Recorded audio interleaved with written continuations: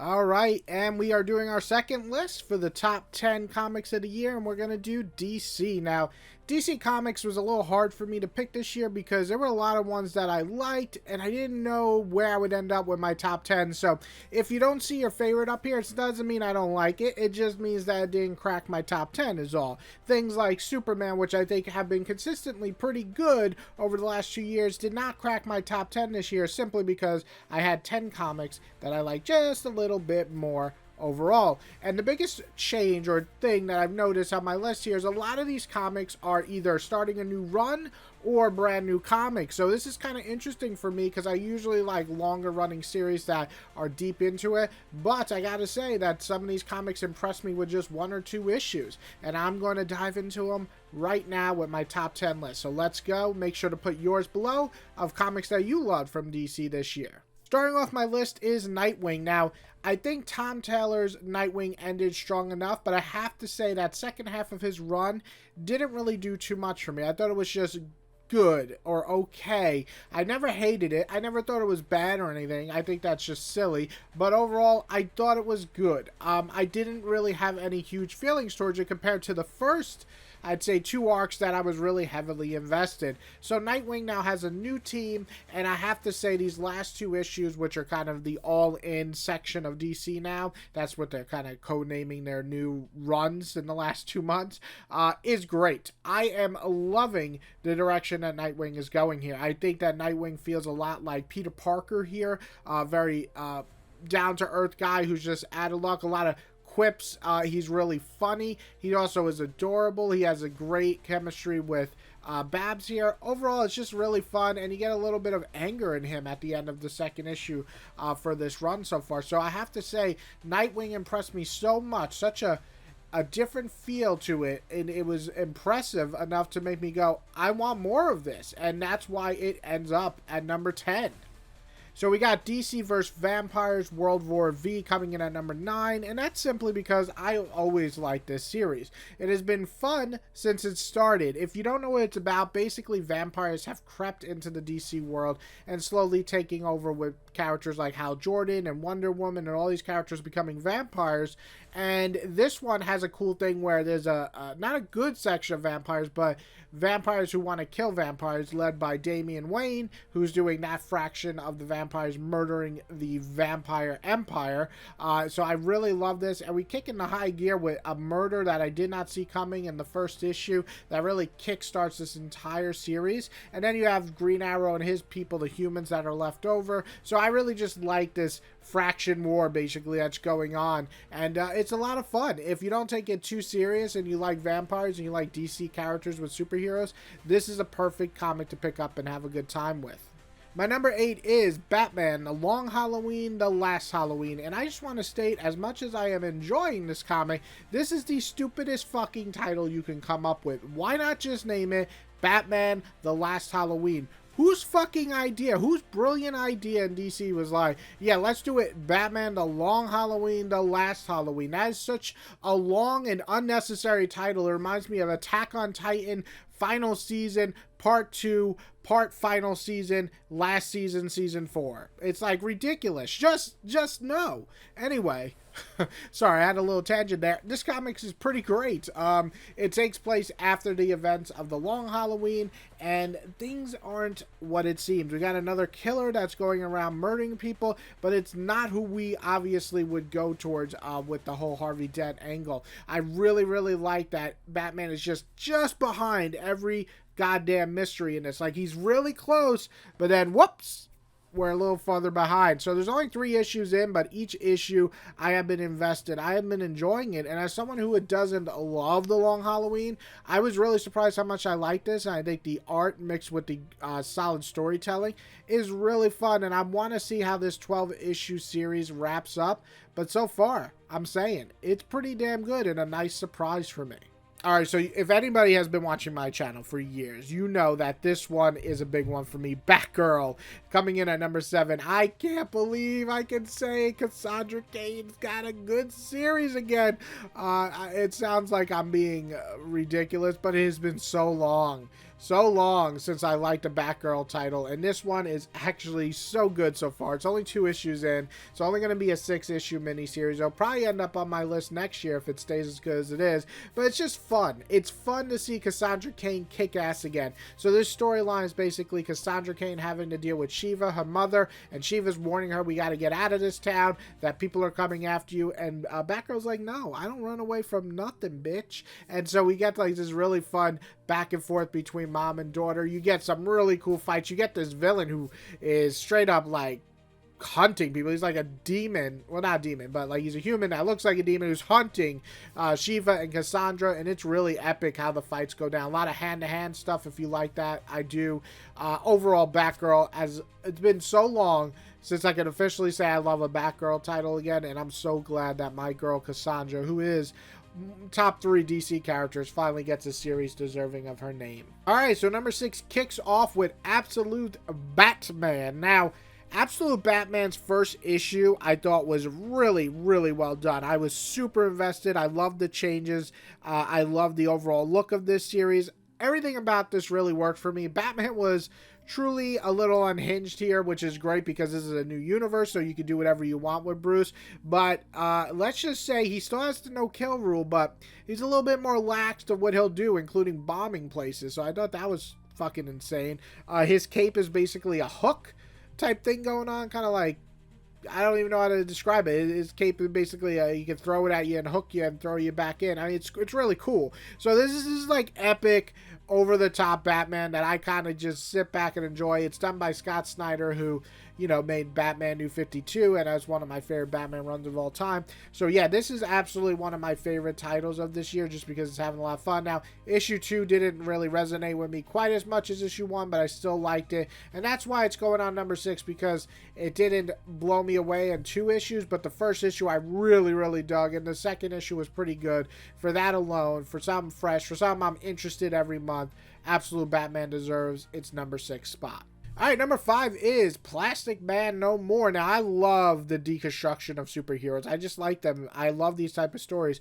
Things like Secret Identity and all that just really work for me. So, with Plastic Man No More, I really love what they're doing here. Basically, he's at the point of his life where something goes wrong, a chemical imbalance in his body, and he's kind of melting or deteriorating, and he wants to fix it, but not for himself. He wants to make sure his son does not get infected with the same disease, since his son has the similar genes in him. So it's really interesting to see Plastic Man as like almost selfless, like trying to save someone he actually loves. I really love also the little parts where he's working with the Justice League, and they're all kind of making him out as a joke, because that's what Plastic Man is presented most of the time. So it's really cool to see the difference in it. This is definitely a mature series. We got a lot of cursing going on, a lot of fucked up shit as I'm saying that word, so you're like, oh wow, yeah, that sounds mature. But overall, Plastic Man, if you like things like, I don't know, Mr. Miracle, Vision, things like that, I think you'll learn to like this one too. I think it's a nice surprise, and by far the best thing I've read about Plastic Man in a very, very long time.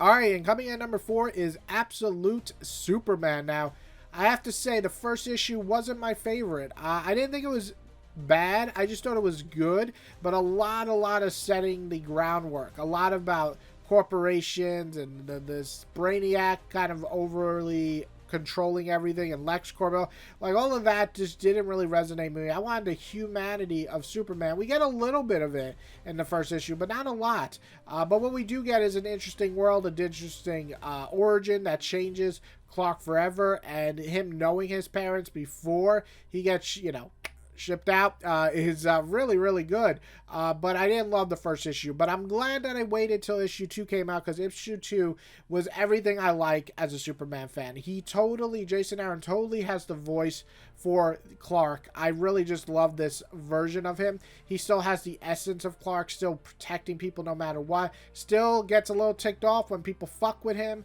I really like that. And I really like his chemistry at Lois Lane. I thought it was really well done. The cape being like kind of a robot type AI thing going on is really cool.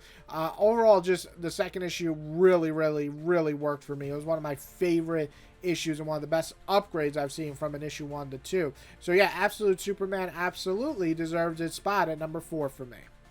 All right, number 3 is Green Arrow. So we finished Joshua Williams' run this year, which I thought finished pretty strong. I really enjoyed most of it. It started getting a little too much crossover heavy, which kind of bothered me. But overall, he still really wrote the essence of the Green Arrow family really well. I really liked his Ollie. And then we have a new writer on and a new artist coming on board to write Green Arrow. And we're kind of going back to the basis of Green Arrow hunting down and investigating a crime. So I really liked a different feel, whereas Joshua was way more superhero-ish and more superhero family, and this is way more grounded and more gritty and dark. So you get a nice comparison. I liked the first issue of the new run, and I really liked the original Joshua Williams run. So this makes it very easy, number 3, because I never disliked a single issue of Green Arrow. It was either good or great, and that, I gotta say, is wonderful to see 19 issues into a series.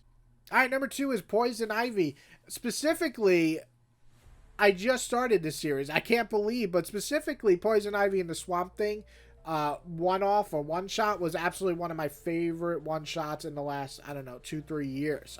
It was absolutely incredible. But also the Poison Ivy main series is great. I really, really like what we're getting. Willow is kind of, the writer, is kind of creating this wonderful world of Poison Ivy not being a good or not being bad. Kind of this very gray characters, morally gray character, along with a bunch of villains who are also kind of morally gray, including Croc, who I've never fucking liked in my life in any reading. And I really like Croc here. I also even like Harley, who a lot of times to me comes off kind of annoying. I really like her here. And I even like Jen from HR. I think it's Jen. I always get her name wrong, but I'm thinking it's Jen from HR.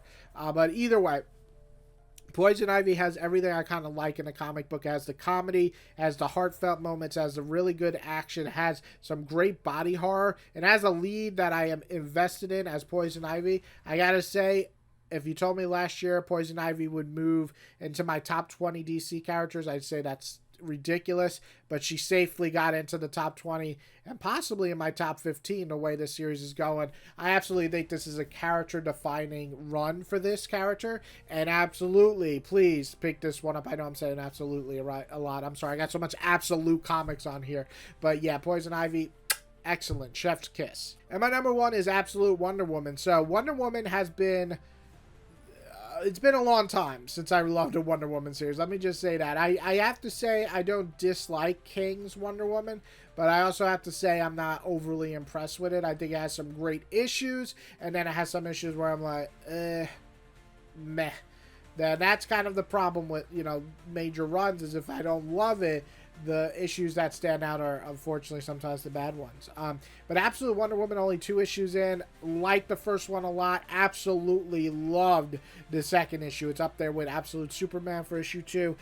Great character work. This Diana is not only badass, but also compassionate, even though she was raised in hell. So I love this different origin. It really works for a character like Diana to be still having the essence of who she is, but different and more, you know, fuck you up, but not. You have to read it to understand what I'm saying, but basically she's telling the people, us, that she's going to work with us and take care of us and help us to defend this world, but also you need her.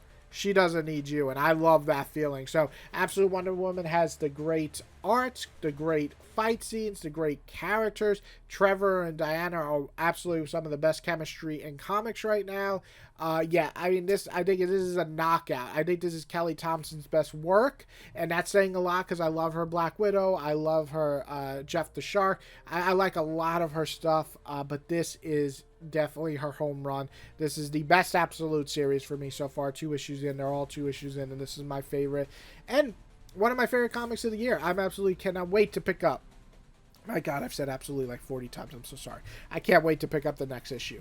Anyway, that is my list. I really hope that you guys enjoyed. I know with comics coming out, there's so many to buy, but these all I would say are worth checking out. There's various different types of comics, from character-driven runs to more action to more plot-based. All of these, though, to me, are worth reading or checking out and seeing if you like it as much as I do. I hope you guys liked my video. If you did, please, please, please, please, please hit that like button. If you loved it, hit the subscribe button. And I hope you guys have a wonderful, wonderful season. And I do still have creator-owned indie comics coming out at the end of this month, so stay tuned. Everyone, goodbye. I don't know a way to end these cooler.